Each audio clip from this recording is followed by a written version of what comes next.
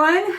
I am going live again today. This is day 3 of going live. I'm so excited to be here today and trying this out and being visible. Oh my God, why is this so hard? I don't know why being visible is so hard. Yeah, it's, dude. Yay, I have people joining. Hi, Alejandra. We were talking about you last night. I don't know if your ears were ringing. I was a part of a speaking group program this summer, which was outstanding. And we had such an amazing group of people. And we all got together last night. And some of us did. It was lovely. Okay, I am going to tell you a story about moving to New York City when I was 25 years old. Let me step back. So I'm originally from Texas, grew up in Texas. I'm an Aggie, graduated Texas A&M 2003. I was like, get me out of Texas. New York or LA, get me out of here. I knew I needed to go to big city. And between New York and LA, I had family in LA. So my 2 older cousins, who are kind of like big brothers to me, lived in LA, and it made it so much easier to come out here. I also fucking love California, okay? I love LA, I love California, always have. And it called to me. So I came to LA first, and I have a whole story about my first job and how I landed out here. But today I'm gonna talk about moving to New York. So I was living in LA. 5 years in, I had been promoted to media supervisor. I was working on the Kia Motors account. Great job, like an excellent job. I mean, I was working at, let's see, what is Kara? Kara is Dentsu, publicist?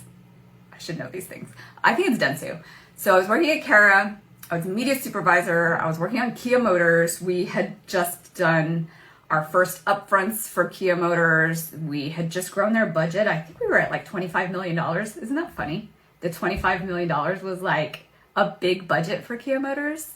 That's like pennies now. Anyway, I digress. We were doing amazing things with Kia. We were helping them launch in digital. I'm a digital background, and I was doing really well. And I just had this burning passion inside of me. I had something that I needed to do. And there is a quote by the band Garbage, which is my absolute favorite band, which is funny because I'm named after the Fleetwood Mac song, Rhiannon. So I love Fleetwood Mac, but Garbage, Shirley Manson, she just speaks to me. And there's this phrase that she says, when nothing seems too certain or safe, let it burn through you. And I had this burning calling inside of me that I had to live in New York City. I had to live in London. I had to live somewhere else, a big city.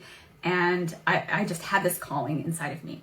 So I worked through my networks at Kara, and I was interviewing for this job in London. And I was on like my 3rd round of interviews. And they were like, Rhiannon, we're pitching this piece of business. If we get this piece of business, we can get your visa. We can bring you to London. We want you. They pitched the piece of business, Kodak. Okay, Kodak does not exist anymore. Yeah, they did not win that piece of business. Kodak was very faulty. Yeah, did not exist anymore. So, job opportunity fell through, and this big, thing that I was going to get didn't happen. But I had to go. I had to go somewhere, and New York, I didn't need a visa. That was why I picked it. So I tried to transfer within my company, but they didn't have a media supervisor position open in New York. And I was like, I don't care. I'm going anyway. So I sold everything I had in California, all my furniture, everything. I got it basically into like everything I could fit in my car, drove to Texas, had my parents help me sell my car, and was there for the holidays. And January, right out of the gate, I flew to New York City with 2 suitcases. And I got a room at the YMCA hotel, YMCA, not a hotel, okay, not a hotel. And I just got a room at the YMCA in Harlem, okay, not like glamorous. There was no bathroom in the room, okay. This was like, bathroom was down the hall. It was at the YMCA.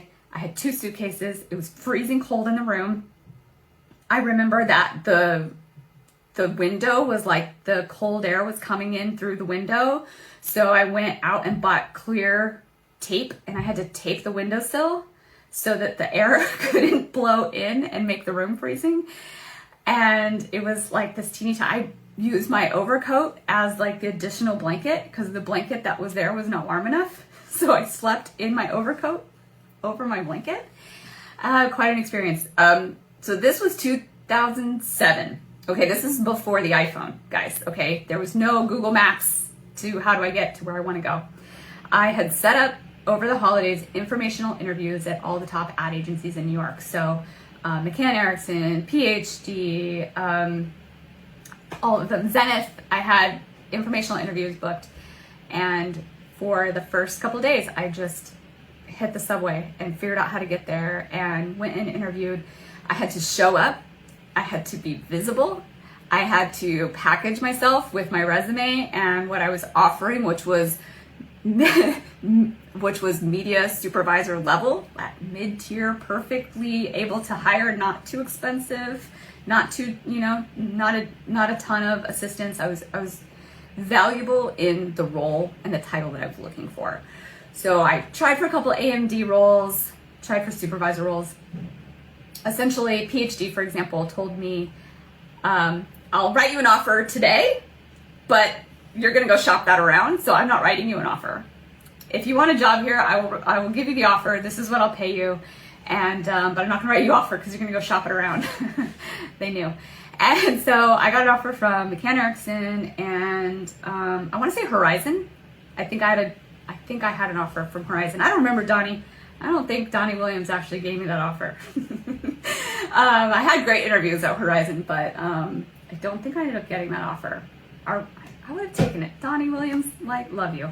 Okay, so I took the job at McCann Erickson. The joke at the time was it was called McCash because they paid more. So that was my decision maker.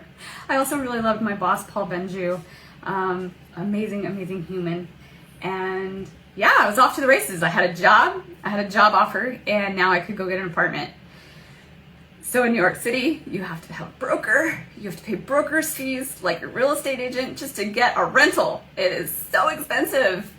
And because I didn't have, I had money, I had this great job offer, but I didn't have I don't remember credit, whatever it was I needed. I had to give them first month's, last month's, and 3 months rent ahead of time to get this apartment in the East Village, and I did whatever it took. So I got a credit card, and I went and pulled $10,000 off of a credit card, so all the fees that go with pulling cash off of a credit card, and put that money down. And I just bet on myself. I was like, I've got this great job. I'm going to pay this off. I think it was 0% for a year. God, I wish they still had those kinds of credit cards. Man. But it was amazing. It was an amazing opportunity that I did that. Got this apartment, and it was in the East Village. It was a third floor of a walk-up above a coffee shop called Mud. I got to smell coffee every morning. Holy shit. This apartment was amazing. And I forever think of that experience as this shit that I did. I moved there with no job, no place to live, a one-way ticket, 2 suitcases, and just figured it the fuck out. And I loved it. I had this little foldable map. So yeah, Alejandro just put, how did you survive without Google Maps? I know. I had, my aunt had given me this little fold-up map that I could unfold it and it would fit in my hand, so I could carry it in my pocket everywhere. So I had this map for a year, and it was my, I wouldn't leave the house without it. It was like leaving my house with my keys and my map. And so I could see, okay, I want to get here. I got to take this subway to this subway to this subway. And a year in, I tell this story too. A friend came to visit me, Grace from LA. She came to visit me. She stayed with me, and I handed over my map to her, and I was like, here, please don't take this with you because I'm lending this amazing thing to you while you're here. Don't take this with you because I rely on this every single day. That bitch took that map with her back to LA, and I did not have that map anymore. And let me tell you, that was actually the best thing that could have happened because it showed me I knew the map. I knew the map inside and out. I could get across town. I knew how to get what trains I needed to get to where I needed to go. I'd lived there a year. So it took me a year to really feel like I knew where I was. I knew what I was doing. I could get anywhere where I needed to go via the subway, because cabs were so expensive in New York. This is before Uber, okay? Like, cabs were so expensive. It was like, you're just going to take the subway and walk. But what I really learned about that I apply to my business every single day is be visible. You got to show up. You got to be there. It wouldn't have mattered if I'd emailed all those HR people from LA and been like, hey, you know, like, hire me. I'm a media supervisor. Like, no. I asked for informational interviews. I asked to come in and meet with them. I showed up. I had to be there. I had to position myself. And in the packaging and positioning of that, right? Like, I went in at a media supervisor level, like mid-tier, easy to hire. You always need a good media supervisor on your team. I wasn't asking for, you know, I tried with the AMD level. That's just a bit too higher pay, whatever. I got promoted to AMD. Funny story is that PhD HR person reached out to me a year later, and she was like, Rhiannon, I remember you. We had a great conversation. And what I loved was that you had auto experience out of LA, and we want to bring you in because we're potentially going to have an auto business in PhD. And so they brought me over as the associate media director on the Chrysler, Dodge, and Jeep account out of Detroit, which, if anyone understands auto and you know anything about Detroit auto, you don't run it out of New York City. Bad failed attempt, but I did it. I was the AMD on that piece of business.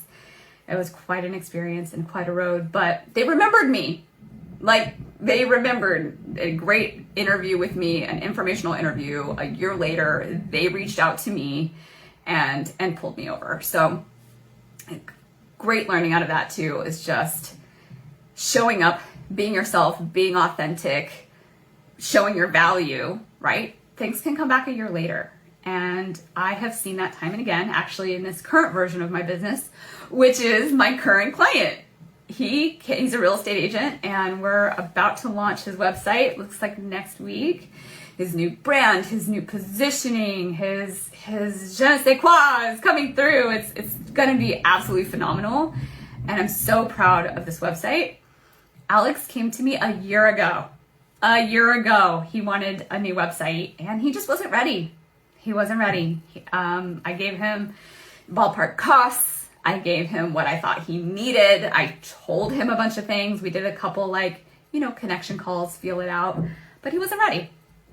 So a year later, he came to me and he's like, okay, Rhiannon, I'm ready now. And I'm so thankful that, you never know.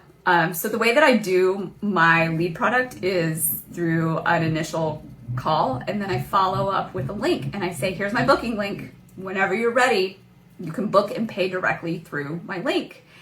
And I hadn't talked to Alex in a year. And all of a sudden, I get this email coming in that Alex Smith booked a vitality plan. And I was like, what? Like, a year later, this guy went and found my old email with my link. Here's your next step. You have to book a vitality plan. You have to book this call with me. And he booked and paid a year later on that link. So you never know how long it could take for someone to be ready to come book with you. And you never know what's going to kind of push them into it. But we just got to keep showing up. So those are kind of like the long story through from being in LA and having this great life and great job of being like, there's something more. I got to do something more. Moving to New York, no job, no place to live, one-way ticket, landing that first job, and then a year later, getting a phone call being like, hey, I remember meeting you. I want you to come work for us.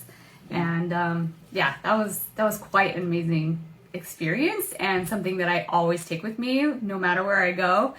You got to give people time. You got to consultative sell. Like, I'm a big believer in, like, I'm going to tell you what you need for your business. I'm going to tell you what you need for your brand, and you're going to come to me when you're ready.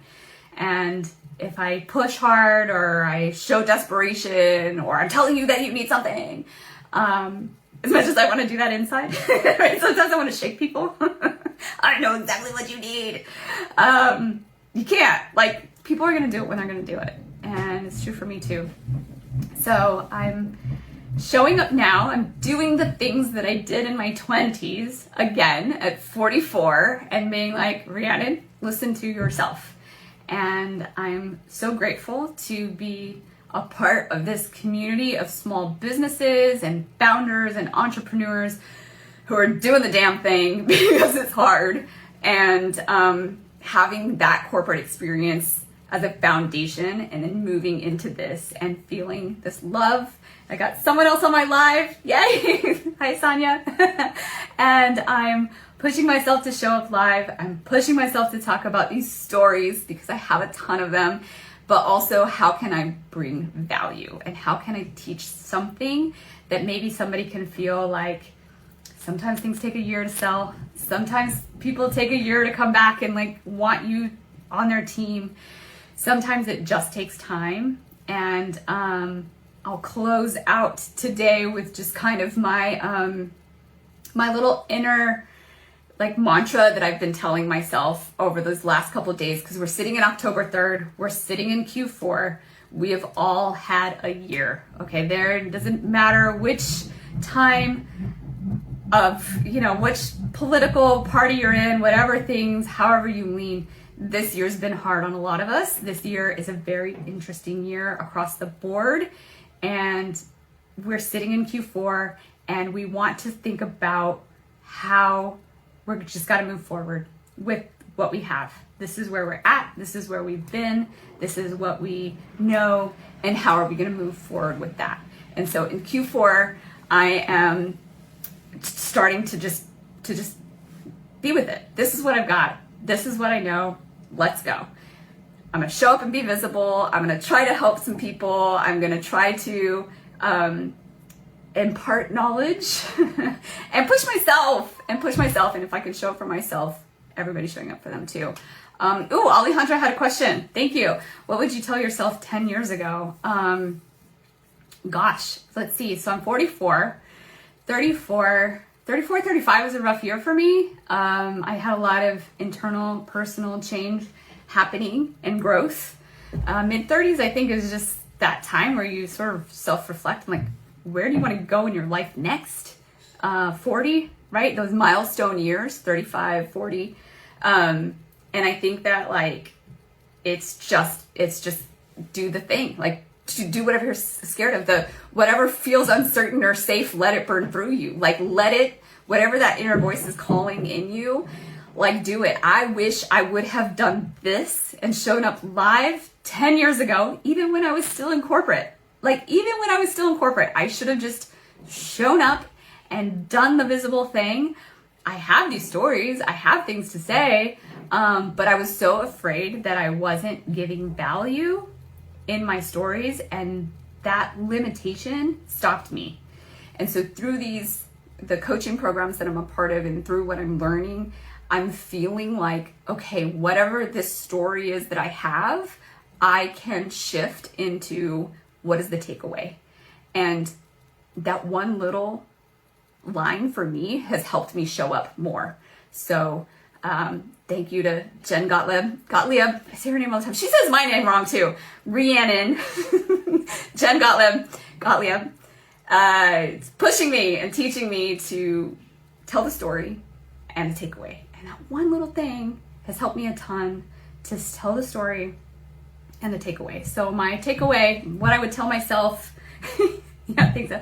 What I would tell myself 10 years ago for that question is just keep showing up.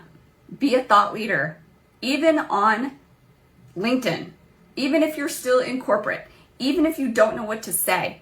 That's the point. Like, keep showing up and talking about it and keep talking about what it is that you know. That's all you have to do. Just talk about what you know. Talk about your experience. Tell a story. I want to hear your story. So we're right at time. We're right at 10 o'clock. I am moving into collaboration.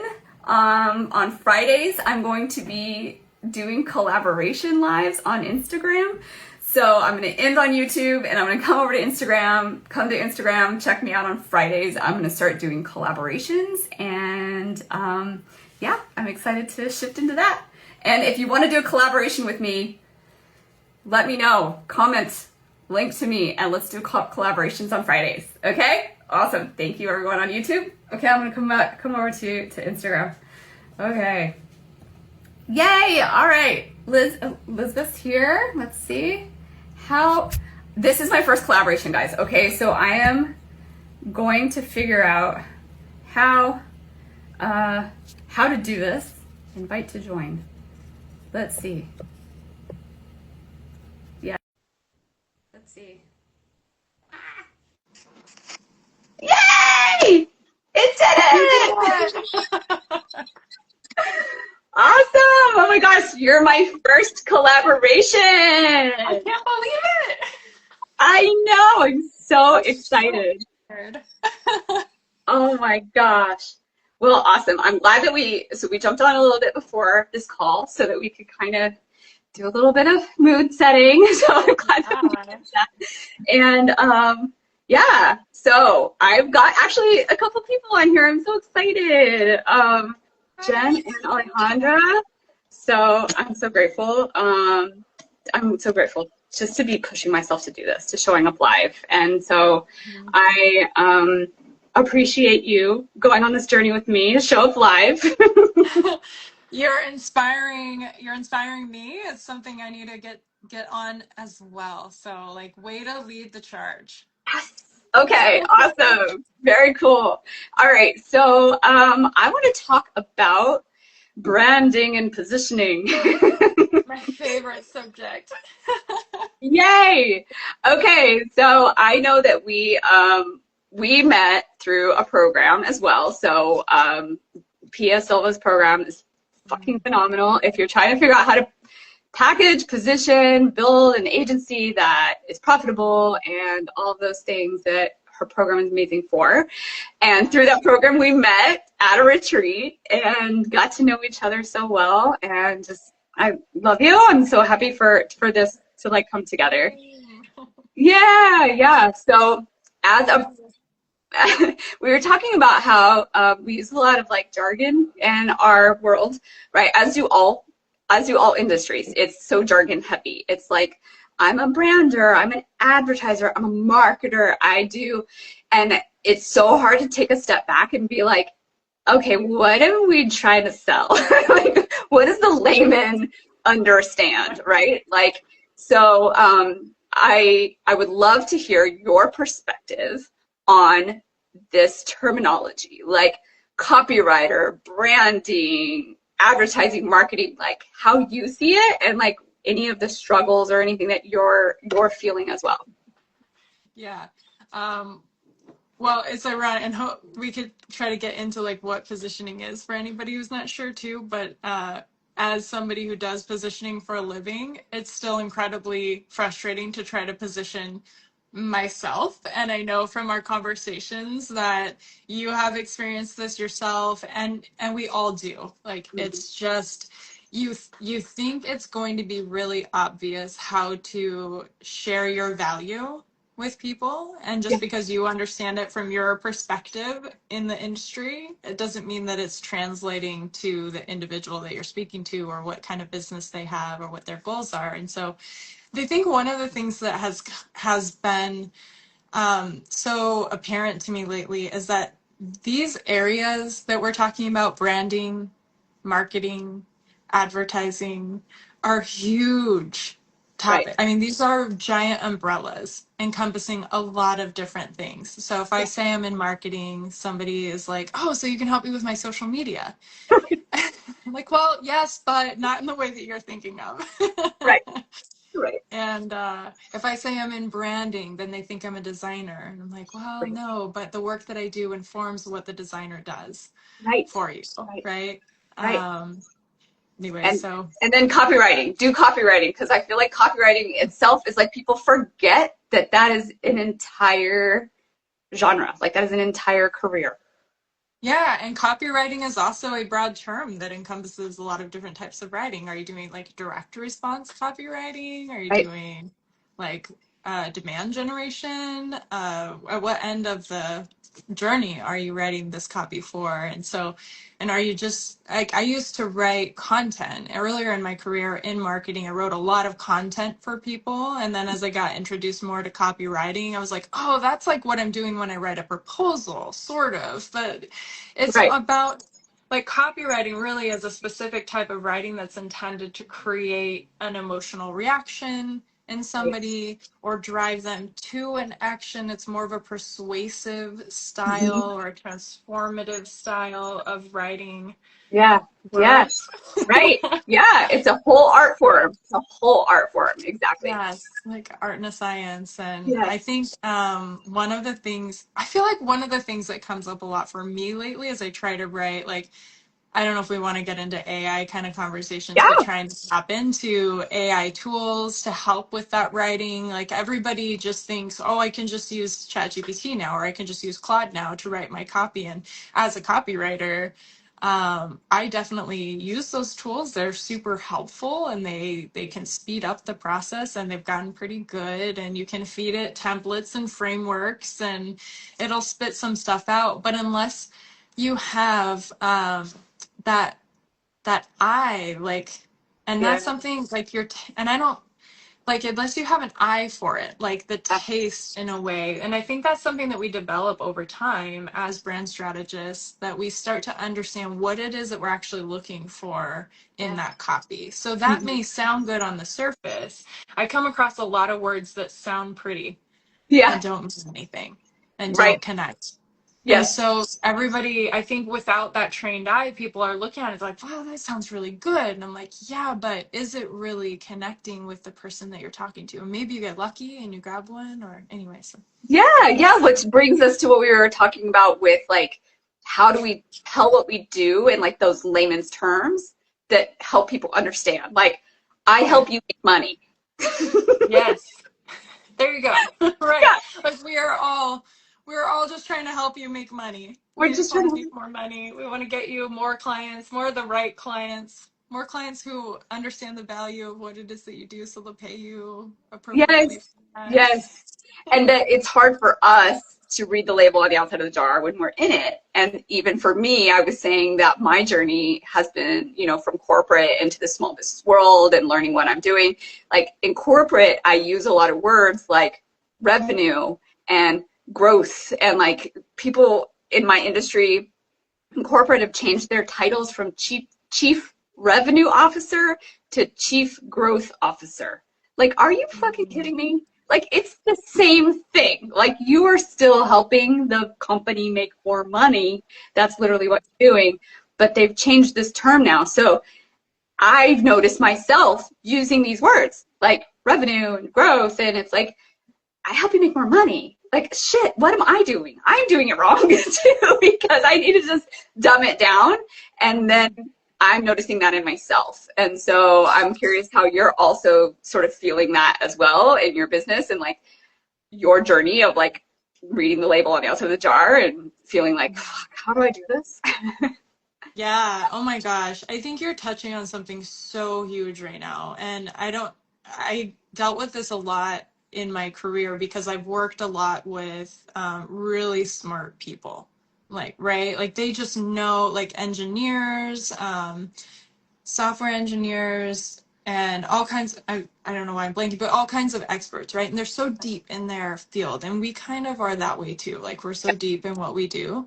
And so I get the nuance of what it is that I do that's different than what you do, for example, and we're kind of in the same field, like we're very much in the same field, we kind of fall in the same categories a lot, but you and I, our work is pretty different, I Yeah. think. And so we get those differences, but to the outside, I like people don't understand that, you know? And so learning how to dumb it down, as you said, is so important, but it can be so challenging because then it feels like it doesn't, I think what happens is it doesn't feel true to you. Right. Like you're like, Mhm. no, that's not who I am. And I'm like, it Yeah. kind of doesn't matter because they don't understand what you actually are. Like Yes. so at some point we Exactly. have to like speak and whatever level that is, like, and Yeah. that's why it's so important always to understand who it is that you're talking to. Like the first rule of any marketing writing or copywriting is, who are you talking to? And I don't mean like women. Right. I mean like real specific. But good for you if Exactly. you've at least narrowed it down to women and not the entire population, but Right. Yes. it's And better than that. it's so true. And we were talking about, for me, like my journey has been, even just this year, has been such a transition in my audience because I have pivoted, and it has been so difficult to figure out exactly who it is that I'm talking to. And then as soon as I know who I'm talking to, then all the stuff comes after that. And that has been so hard because I am trying to do this like on my own, and like go through, I'm a marketer, and then I beat myself up because I do this for a living. I should be able to just do this. And it's like, we're the worst when we do this for a living for ourselves. Like, it doesn't matter. Like, if I'm, a stylist, like styling yourself is like, it's just even harder, right? So it's so interesting how like we're all. Yeah. I think we're just like, when we're so deep in our own world and our work, like we are literally too close to the problem to know. And one of the things that I've learned so far with what I do is, so as a brand strategist and somebody who helps people to clarify that messaging so that it can connect with their audience and help, which means it will help them to make the sale ultimately, or it's going to help them get the audience to do whatever the next step is. So whether that's like click that button, get on your mailing list, or ultimately to buy from you, Right. and to work with you. So what I've noticed though is that like no matter, so it kind of comes back to like you have to sell people what they want, not what they need. If Mm-hmm. people don't know they need brand strategy, they don't really get what it is. They don't really get messaging, and they think they can do it with ChatGPT a lot of the time, or something along those lines, right? And Yep. so for me, it's all about figuring out how to pair what I do. And usually that means for me partnering, because I want to stay really focused on the thing that I do well. And so it usually means partnering with somebody. Like if people think they need a new website, or they need a new logo, or they need better social media marketing, great. The social media marketer is going to say, who are you talking to? Right. What's your message? What's your differentiator? And how are you communicating that to that audience in a way Exactly. that doesn't sound like everybody else who's been doing it? And that's the conversation I help with, And so they don't know that that's what they need until Yeah. usually they've tried one solution, and then either that doesn't work because the person they're working with didn't know to tell them they needed that. They didn't know it was needed, Mm-hmm. or hopefully they found somebody who's seasoned enough to realize that like there's a difference between creating content on social media and creating content that has a message that aligns with your brand and your audience and Yes. position and all that. So true. So true. And I think that's where it's like figuring out like how, I lost my train of thought, but like I think it's, shoot, what was I just gonna say? I'm like so excited to do this thing with you, and I'm like, dang it, I had a really good question. See, that's what's hard about doing this live, right? Like you gotta like be on it. Okay, We're so just being it's real here. We're just like totally like chill. totally chill. But like figuring out from like where you want to go and packaging and positioning your brand, you had a really good, you offer this valuable thing that I think we don't talk about enough, which is like packaging our value and how to package and position ourselves. And that for me is like the main thing I talk about a lot, because I think that it's such an underrated topic, and people don't realize that like packaging and positioning is so valuable and so needed. They're just like you said, no, I'll just put my offer into ChatGPT and it's gonna just tell me like what my packaging and positioning is. And it's like ChatGPT is only regurgitating back to you what you put into it. Right. Yeah. Yeah, I mean, that's really true too. Both of those are good points. That I think the packaging, I 100% agree that the packaging and positioning is really underrated and undervalued. And definitely with the businesses that I work for, I mean, especially in the small business world, I feel like, and not just small business, for sure, like corporations struggle with this too. And there are positioning experts that work with them, whether it's a product or a service. But I think especially in the small business world, because people just haven't been taught to think this way. Yeah. And there's actually like, no, it's a little bit too much of a rabbit hole. I would just say like we all kind of sound the same. Like Yeah. we really do. Like we like as small business owners, you're often like, yeah, you've identified like the core things that people need and what it is that you solve, but you're now you're saying it kind of the same way that everybody else does. Yep. And one of the challenges when if I go back to what you were saying before about we're having to now like dumb things down, it gets really hard to find a way to differentiate yourself when you're now like you've got to dumb things down so much. Like there kind of is only like a few ways to say that in a simple way. So now we're all saying it the same way. Yeah. So how do we stand out? So there's other factors that we need to bring into the equation to go along with that messaging, and we need to quickly take them from that initial like, okay, like you said something that sounds like a thing I need to a differentiated value of what that is. Oh my God, I love that so much. I'm keeping revenue. I love it. Yes. Right? Like so Yeah. and I think it is that like that understanding of like I've gotten off track and gone back to messaging. You were trying to talk about positioning, but this is where it manifests, It right? does. Like Yeah, absolutely. the positioning manifests here. So figuring out like what your unique values are. I Mhm. recently was reading a book by this positioning expert, April Dunford. She Okay. works specifically with like B2B tech companies, so she does a lot of product marketing, Okay. or product positioning. Sorry, April. Um, product positioning. But she was talking about, I lost my train of thought. See, it's hard. These Yeah. lives. Oh my gosh.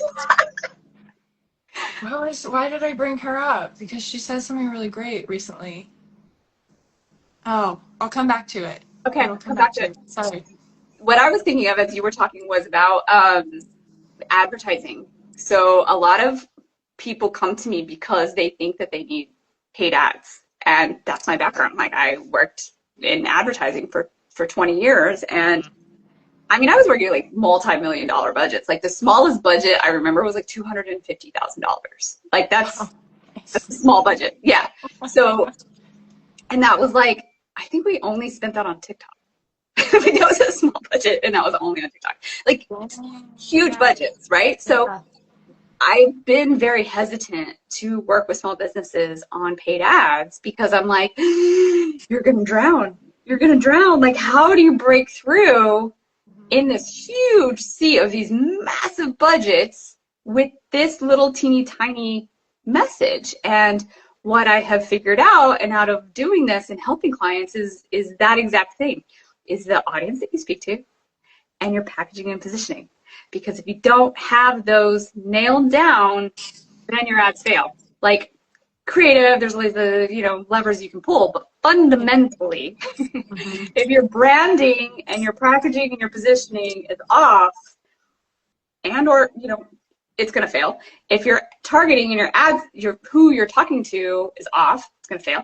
Like, but those are two major components that you have to have in order for your ads to perform. And so that's where going to how we do some things similar between the two of us is like I always kind of start with the ads and then I go, but you need a brand first. You need that first. And once we build that brand and you have a website and then you have like the foundation built, then we could turn on ads later. But if you don't do this, all that's going to be wasted money. Yeah. There's so many steps before advertising. So many steps before advertising because it is so easy to throw money out the window if you haven't like have you had conversations with people to see if they're interested in what you're offering first? Because like maybe start there, start doing some marketing, start seeing what's resonating with people. Cause and this is the other thing too, like it's never a one and done. And I think everybody really wants to like, we're going to do this one thing, like we're going to do the brand strategy, we're going to do the messaging, and then we're going to do the advertising. And the thing is, like, it does take some refinement over time. And we're making like really educated guesses, essentially. Like, even with the research that we do, like, if I'm just being really honest, even with the research that we do, when we create your message, at the end of the day, like, that's a hypothesis, it's a thesis until we've tested it in the market. And so you want to get it out there and start testing it, and unless you have a ton of budget to blow through, you're going to want to do that through marketing, and through actually just getting, if you're especially if you're like a solopreneur, you don't have a big team, you want to be having live conversations with people, and talking about your offer, and trying different ways of talking about your offer. And that's the same thing as like, we're going to put out a bunch of content, and now I'm going to start seeing which pieces of content, which messages were resonating with people. And then once you have something that you feel confident is actually going to convert for you, then put ad budget behind it. You're on the right track. Yes, exactly. The only other thing I would say, and I don't know if this is something that you do, but I think advertising with the right person can be used to help more quickly validate a message. You can like test headlines and things like that. And I know some people who specialize in running those types of tests, but that can be a little bit of a kickstart to things. Definitely. Yeah. And I remember what my brain freeze was earlier. I didn't know that when I named my business Revive Marketing, because I just named it after Rhiannon, like it is kind of play on Re. So I have a funny story that my mom growing up didn't allow me to have a nickname. She was like, your name is Rhiannon. It's a long name. It's beautiful. People are going to call you Rhiannon. Don't let them call you anything else. It was like this thing, my mother, that no nicknames. And so I just refused. And like literally 20s, 30s, like would not let people give me a nickname. And then now I'm finally like, the fuck? Like, people want to call me Ree. Don't call me Riri. Do not call me Riri. But I'll take Ree. Yeah. So when I named my company Revive Marketing, RHI, is like the play on Re, because my husband would always tease me like, oh, we're going to redo this. Like, well, we got to redo that. Like, we got to, whatever way he could turn it Re without like calling me Re, was kind of like this ongoing joke that he always had with me. I know. And so when we were coming up with business names, he's helped me do that. He was like, what about Revive? I was like, fuck yeah, that's it. So that's the name, like why I came up with the name. But it turns out that I work well with people who want to revive their business. Like, I want people who already tried to do this shit themselves. Like, I want you to go try to build that Squarespace website using their AI tool. Okay, like, please go do that, you know? Please, Wix's new thing. Wix has a whole thing right now. Please go. Put your stuff in the ChatGPT, like, have it write it for you, please. Yeah. Please do all the things. And then you can come to me. Yeah. 100%, because right? Actually, for the positioning and the packaging work, I mean, I made that stance kind of as well a long time ago, because what I realized is that a lot of people who are just getting started can't answer the questions yet. They don't know enough about their business. They don't know enough about they just really don't know, because they haven't been at it long enough. And you don't necessarily have to be at it for like 10 years before you're ready, but like give yourself a year or two. Yeah. Like, go try working with some different people, see what's working for you, what's not working for you, and then we have a starting point, you know. But I think it's really hard to go through that conversation right from the beginning. Yeah. And if you need like a janky site just to get yourself off the ground, cool. Have fun with like Squarespace AI. But when you're ready to get when you're ready to be serious about this a little more.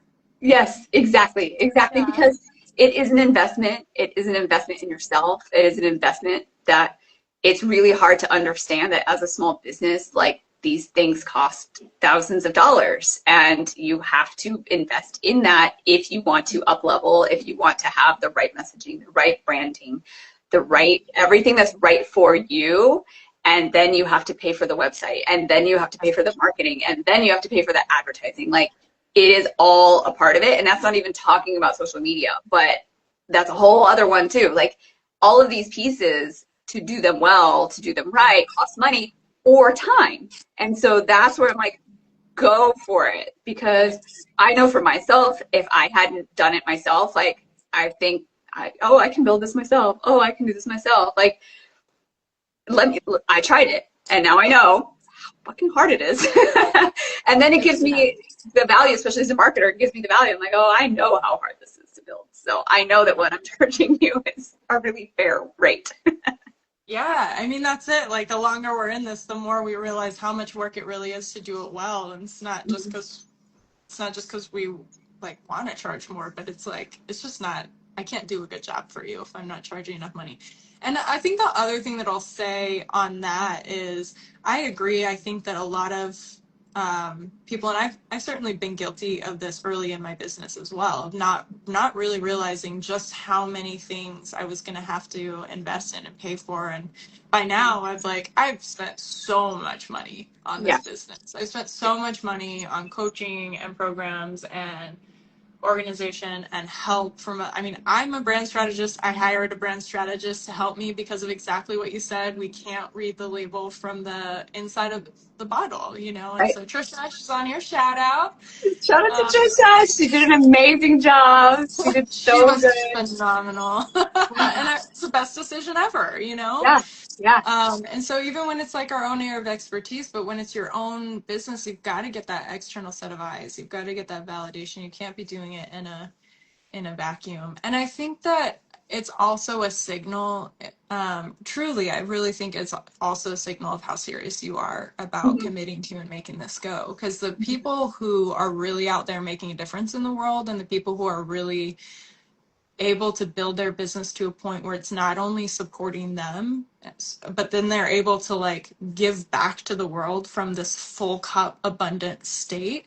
Yeah. Those people have invested more than you can imagine in their businesses, and they have done the work. They are out there working hard and making it happen. There's no excuses, and I think like I've more recently stepped into some of those rooms and gotten to be just totally immersed with those people, and it was such a good reminder to me of like, this is what it actually takes to be successful. And I think a lot of us we're looking for the new shiny object. We're looking for those quick fixes, even if we don't want to admit it to ourselves. That's a lot of time what we're doing. It's like, I've got to make money now, so I've got to like, what's the like shortest path, or the quickest thing. And then, but the reality is like, it takes time. It's hard work, and it often requires more money than you probably thought. How seriously do you believe in this business that you're creating? How seriously do you believe in the results that you can get for your clients? Exactly. Because Totally agree. I totally agree. Soapbox. No. I love it. I want to wrap the last couple of minutes on this and talk about like the ideal clients that you look for, because I think that one of the things that I had to get out of my own head of doing these types of collaborations was like, I want to bring on people who do what I do, and I want that to be because we all do different things. Like, people are going to be drawn to me that are not going to be drawn to you, but people are going to be drawn to you more than they're going to be drawn to me. So I love to like, let me shout out all the voices of branders and marketers and advertisers of my network, because I want people to just feel like, oh my God, I really, really understand where Liz is coming from, and like, holy shit, like that's who I want to work with, and like, she's speaking to me, and that could be different than what I'm speaking to. And so I'd love to just hear from you, like, what kind of, I know you're kind of doing a pivot and you're kind of moving into this thing. So shout it out. Like, what is it that you're going to put in the world? Like, what are you looking for? Who do you want to help? Yeah, so I am in the middle of a pivot. So there's a couple things happening right now. So definitely still looking to help people who are in business already. They've done some marketing. They're maybe they've even just kind of, it's been working, but they're kind of hitting a plateau and they want to take things to the other level. I feel like people who are at that point start to really understand and value what it means to like dive into and pull up your sleeves and really get in there with the messaging and the positioning and like, how do we now refine what it is that you're doing and really help you to like skyrocket to that next level? Yeah. So that's one. And then along those lines, I have had, so my big vision and something that I'm working on behind the scenes, and I'm so excited because it's bringing me so many, like this process has already brought me so many potential collaborations and people who are like, it's not just going to be me doing this, it's going to be so fun. And is to create a branding retreat experience. And the reason that I was inspired to do that is because throughout my time working as a brand strategist, I've had a number of clients, and especially women, who are absolutely amazing, right? They're brilliant. And more than that, they have a gorgeous heart for wanting to serve the world and how they view the work that they do as this vehicle to really helping other people to live a better life, to have more of what they want in life, and to be more of who they really are. And so I'm like, yeah, I want to live in that world. Let's do it, right? And then we like start the branding process. We start writing this messaging. We're like, and here's what you're going to do. You're going to get out there and you're going to talk about it. And then there's this like phenomenon that's happening where we like, and I'm going to say we, because I have done this and I am currently fighting my way through that journey right now of I have this vision from my life. I know that I can make an impact and I feel like I'm being called to do something greater in this world than what I've been doing. Yeah. And it's really making me rise up and hit against some limits that I wasn't aware were there, and I'm having to fight through them. And so when that happens, we feel this resistance, we feel something like imposter syndrome, or we just feel self-doubt, or we get nervous about what all that could mean as far as criticism and judgment of putting ourselves out there. And so there's this thing that happens where then my clients would like, they're like, oh, that's amazing. They would cry because they felt so seen. And then when it was time to actually executing, they would like shrink back a little bit. Have you ever done that where you're like, I'm going to do this thing. And then you like take the first step and you're like, oh, I don't know, that's really scary. Yeah. Yeah. So you Yeah. start to like take a step back to Yeah. safety. And you're like, I don't know, maybe I'm not ready yet. Yeah. And so that's what would happen. They would like shrink back, and then they would dilute the message and broaden the audience and like change the direction. And I'm like literally watching these beautiful dreams. This world that could exist is dying on the operating table, basically. Oh, yes. Yes. So heartbreaking. Yeah. You know what it is? It's not because you're not good enough. It's because all the things that hold us back, all that resistance. And so I want to create a branded retreat that is all about us women getting together and yes, getting our positioning nailed down, and yes, getting our messaging, but more than that, like embodying and becoming the woman that you need to become in order to bring that vision into the world and make that dream world a reality, because the rest of us want to live in that world that you're dreaming of. And that dream was put there for a reason. Yes. And so that's what I'm working on. That's my big Amazing. vision. If you've got a big dream and you're feeling held back by it, I would love to talk to you. I don't even have anything to sell you right now. So I'm totally safe to talk to. Like, I would just love to hear those stories. So Amazing. Okay. I love it. Thanks for putting that out there. And thank you for doing this with me. You're my first collaboration. Oh my gosh, this was so lovely. And I'm so pushing myself out there as well to just show up live and do collaboration lives on Fridays and just get myself out there and get other voices as well. So I'm so happy to thank you for letting me be your first live collaboration. Thank you for letting me get on my soapboxes. And I love it so much. It was amazing. Thank you so much. This is so good. I'm so glad to connect with you again. You're beautiful, and let's talk again soon. Okay, let's talk again soon. Yes, more to come. Okay, bye. Bye, everyone. Thank you.